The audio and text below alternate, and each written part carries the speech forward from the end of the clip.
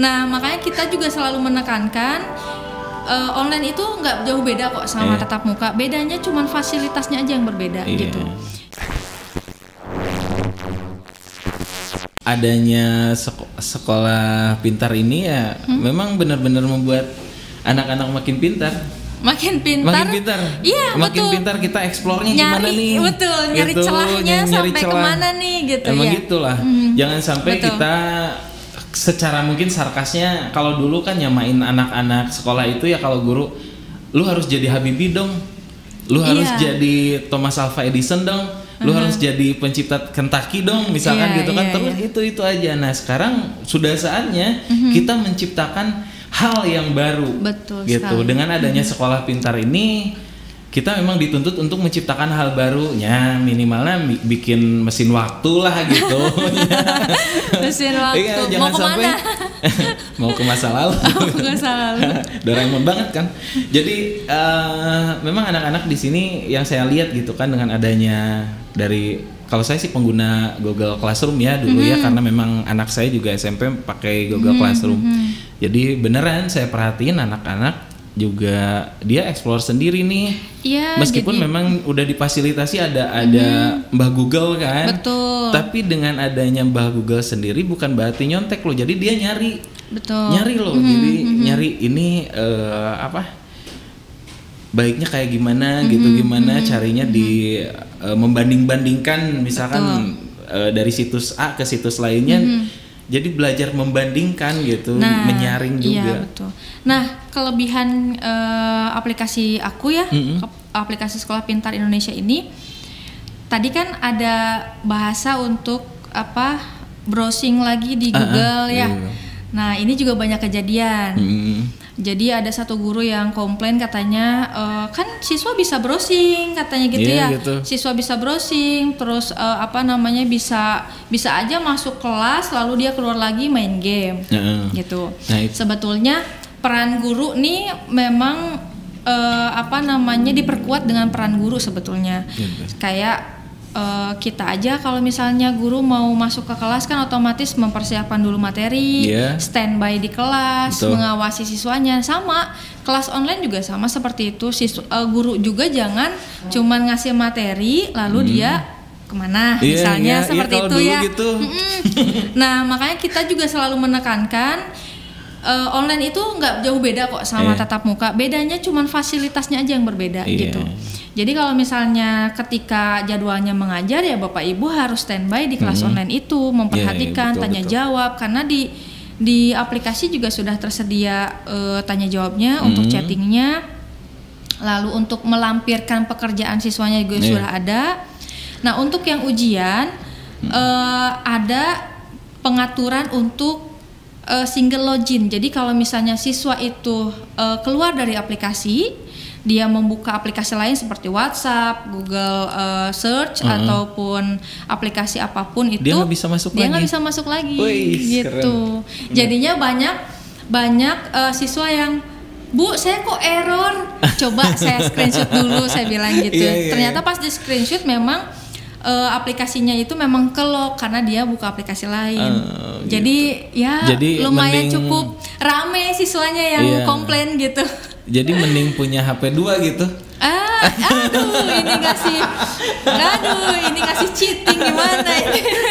tapi benar. Saya setuju banget barusan dengan adanya aplikasi sekolah pintar.id ini, dengan adanya sistem lock ketika si anak keluar, itu benar-benar setuju banget. Setidaknya shock terapi lah. Iya, shock terapi.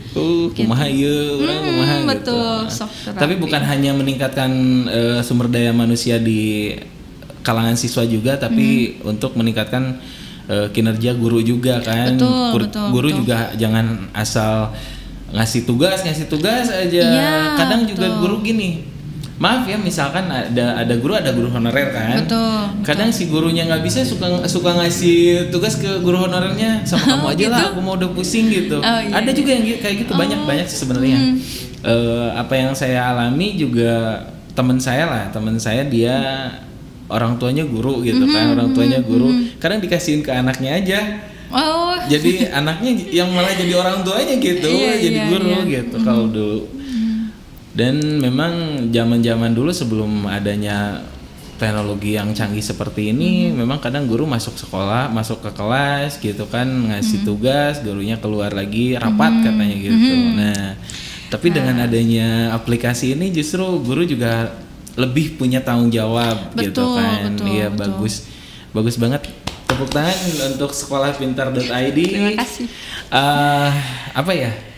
Tadi saya juga scrolling di media sosial. Ini mungkin komentar-komentar agak pedas juga dari netizen gitu yang mau nanyain gitu. Nah, gimana kalau seandainya di daerah-daerah tertinggal gitu yang memang cakupan internetnya justru kurang dari 5%. Betul. Taruhlah kalau Tasikmalaya kan daerah Cipatujah ke atas gitu kan, daerah Pamutingan, Sukahurip gitu kan. Kalau Cikalong juga, kalau di Cikalong sih udah lumayan bagus lah gitu. Nah, itu gimana? Kebetulan kita juga banyak sih sekolah-sekolah yang tadi dibilang itu 3T ya. 3T. Terpencil, tertinggal, dan terdepan. Terpencil, tertinggal, dan terdepan, iya. Iya, memang ada beberapa sekolah seperti di daerah Garut atau di daerah Riau, Kampar itu ada. Malah sampai tidak ada sinyal sama sekali. Jadi kalau misalkan pengen ada sinyal tuh handphonenya tuh harus disimpan di atas ini plafon. Disimpan di atas baru ada sinyal. Kalau di daerah Cipatujah sana suka digantungin tuh pakai plastik. Iya, ke kayak gitu. Pohon. Ada yang seperti itu. Kita juga nggak bisa maksudnya kalau misalnya sekarang kan udah teknologi udah berkembang sedemikian rupanya gitu ya. Betul. Apalagi di luar negeri udah ada yang 5G gitu ya, kita masih 4G. Nah, saya tuh tidak pernah memaksakan sekolah untuk memakai sekolah pintar. Jadi saya tuh selalu menggali dulu kebutuhannya seperti apa. Kalau misalnya dirasa masih bisa memungkinkan ada internet, silahkan mangga pakai. Gitu. Tapi kalau tidak, jangan dipaksakan karena nanti kasihan juga ke memperumit keadaan nantinya. Jadi siswa juga nantinya bingung, apalagi guru juga memberikan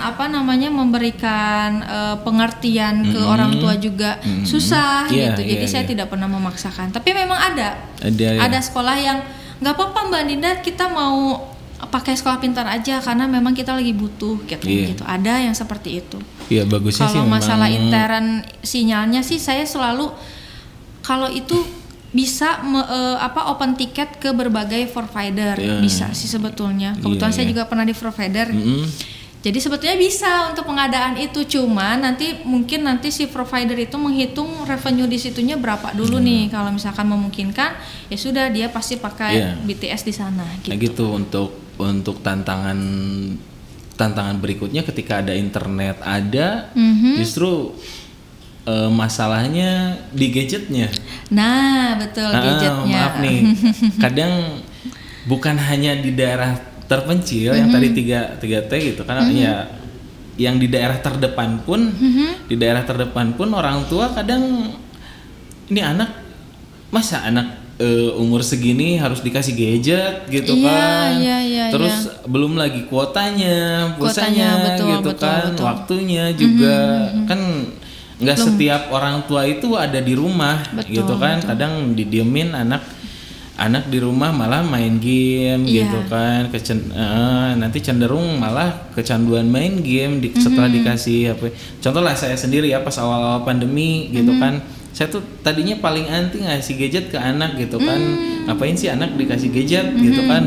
Kalau dulu masih ada TV lah gitu kan, kalau nonton YouTube bisa lewat TV kan gitu. Nah tapi kesini-sininya setelah soalnya ada Google Classroom gitu kan, ya udah diinstal di HP papi aja, kata aku tuh gitu kan. Ya nggak bisa gitu dong, bisa sama papi yang ini. Nah gitu, makanya coba jelasin gimana cara nanggulangi orang tua yang sama seperti saya gitu kan ke anak gitu. Kalau sebetulnya semua sekolah, hampir semua sekolah yang saya handle itu permasalahannya sama. Mau itu sekolah favorit, sekolah di Bandung pun sama ada yang seperti itu gitu ya. Sekolah di Bandung malah yang sudah bagus banget gitu ya. Kebetulan klien kita juga. Cuman saya itu selalu karena waktu itu belum pandemi, jadi memang belum terlalu urgent untuk handphonenya. Jadi saya selalu memberikan semua masalah itu balik lagi ke sekolah, mau solusinya seperti apa. Tapi kalau untuk saat ini karena memang urgent banget nih handphone tuh. Jadi kita kasih pengertian dulu lah. Ada sekolah yang saya mau rapat dulu nih sama orang tua siswa katanya gitu. Atau sama manajemen sekolahnya seperti apa, mangga saya bilang gitu. Nah, ada juga yang di sini itu nggak semua pakai handphone katanya Mbak. Saya bilang gimana, sekarang lagi masa pandemi seperti ini, mau tidak mau handphone itu memang harus ada betul gitu kan. Harus ya, bukan harus ada tapi bukan untuk dimiliki. Jadi bisa aja misalkan orang tuanya punya handphone dipinjemin ke anaknya seperti itu. Jadi harus itu tidak harus memiliki kok gitu ya. Kayak apa ya?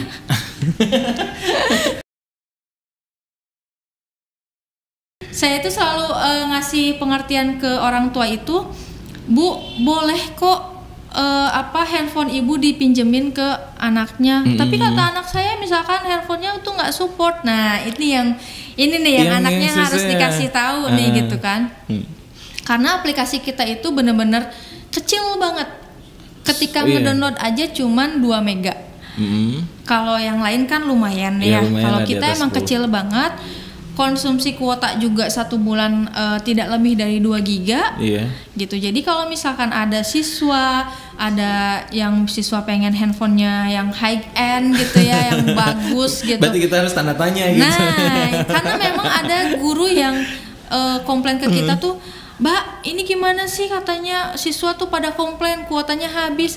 Bu, siswa itu kan tidak hanya mengakses sekolah pintar, tapi mengakses medsos, Instagram aja kalau kita scroll ya tetap habis. Apalagi gitu. TikTok kan sekarang ya, anak-anak. Apalagi anak TikTok gitu itu kan. Itu tadi saya juga pengen nanyain tentang digital divide gitu kan, karena memang banyaknya kesenjangan apalagi anak-anak sekarang karena dunia media sosial udah benar-benar nyakupan luas gitu.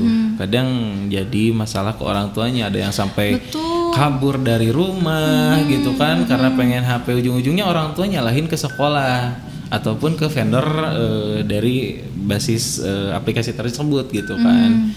Gitu. Nah, cara untuk menanggulanginya ya mungkin kasih pengertian betul, karena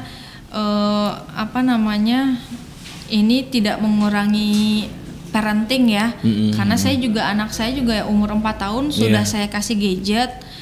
Mau gimana pun, masa saya kerja di bidang IT tidak mengedukasi anak saya buat mengenal tentang teknologi kan nggak mungkin gitu. Tapi mungkin memang saya yang membatasi jamnya lah atau tontonannya, karena kan masih tetap yang ditontonnya tetap YouTube seperti itu.